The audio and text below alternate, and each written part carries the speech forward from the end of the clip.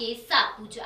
आइए नजर डालते हैं आज की खास खबरों पर। मंगलवार को मामूली विवाद को लेकर भुवरकुआ थाना क्षेत्र में हुई ऑटो चालक की हत्या के बाद मृतक के परिजन और समाज के लोगों ने आरोपियों के खिलाफ कड़ी कार्रवाई करने की मांग की और कलेक्टर कार्यालय भुवरकुआ थाने पर ज्ञापन सौंपा। साथ ही मृतक के परिजनों को शासकीय योजना के तहत मुआवजा राशि देने की भी मांग की गई है।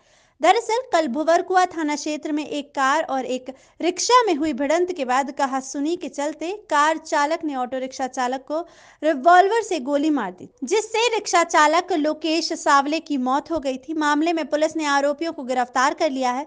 मृतक के परिजनों और समाज के लोगों ने भुवरकुआ थाना और कलेक्टर कार्यालय में ज्ञापन देते हुए मांग की है कि मृतक के परिवार और उसकी पत्नी और 4 छोटे छोटे बच्चे हैं जो बेसहारा हो गए हैं, उन्हें शासकीय योजना के तहत मुआवजा राशि स्वीकृत कर परिवार की सहायता की जाए ताकि मृतक के बेसहारा परिवार को जीवन यापन में सहायता मिल सके और बच्चों को शिक्षा दीक्षा हासिल करने में मदद मिल सके।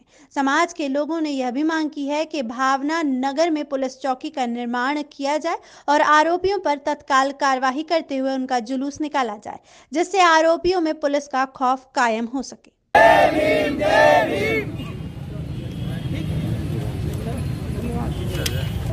अपने लोकेश का पासपोर्ट फोटो, लोकेश का फोटो है मेरे मोबाइल में व्हाट्सएप का आपका नंबर जरूर 9826 हाँ भैया 9826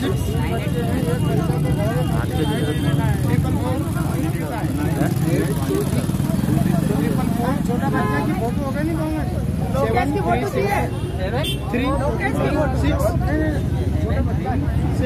लोकेश की चलो ठीक है।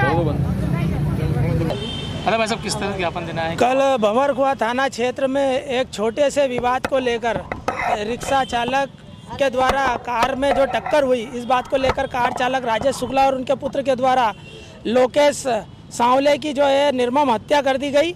मात्र छोटे से विवाद को लेकर गोली मार देना कहीं ना कहीं दूषित मानसिकता को दर्शाता है और आज उस छोटे से गुस्से के कारण 4 बच्चे हैं वो अनाथ हो गए, पत्नी बेसहारा हो गई, माता पिता भी अधेड़ और उम्र दराज हैं। आज इनके बीच में कमाने वाला वो नहीं रहा।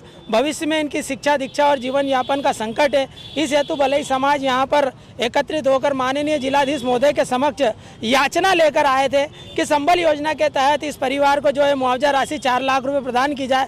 पूर्व में भी हमारी भले समाज के कई लोगों की हत्याएं और दुर्घटनाएं हुई। हम जब आते हैं हमको केवल आश्वासन दिया जाता है, पत्र व्यवहार किया जाता है, किंतु जो सरकार की योजना है उनका लाभ नहीं दिया जाता। तो कहीं ना कहीं हमको ऐसा महसूस होता है कि शासन प्रशासन भी हमसे भेदभाव करता है, क्योंकि योजनाएं तो नाम से अनुसूचित जाति की है किंतु हमारे को उसका लाभ नहीं मिलता।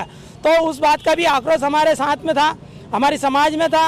और चूँकि भावना नगर क्षेत्र में यह 5वीं हत्या, 1 वर्ष के भीतर 5 हत्या हुई, जिसमें 4 दलितों की हत्या हुई, तो वहाँ पर पुलिस चौकी का निर्माण किया जाना चाहिए, ऐसी हमारी मांग है। तथा पुलिस का खौफ कायम हो, अपराध कम हो, इसलिए आरोपियों का जुलूस निकले सार्वजनिक रूप से, ऐसी हमारी मांग थी। और इस बात को लेकर हमने माननीय डीएम साहब से मिलने का प्रयास करा, किंतु उनके प्रतिनिधि के रूप में एसडीएम साहब आए थे। उन्होंने हमारा ज्ञापन लिया और आश्वस्त किया हर बार की तरह कि हमारी सुनवाई करेंगे। बाकी हम हर बार निराश होकर लौटते हैं और आज अपेक्षा रख रहे हैं कि कभी सफल हो जाए तो ये बच्चों का भविष्य बन जाएगा, क्योंकि इन बच्चों की शिक्षा दीक्षा नहीं हुई, ये बेरोजगार रहे तो जीवन में भीख मांगेंगे, अन्यथा अपराध करेंगे और बाद में सरकार हमें दोषी देगी, हमारे समाज को दोषी देगी।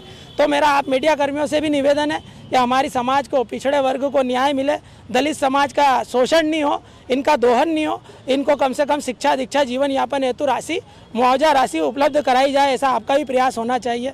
बहुत बहुत धन्यवाद।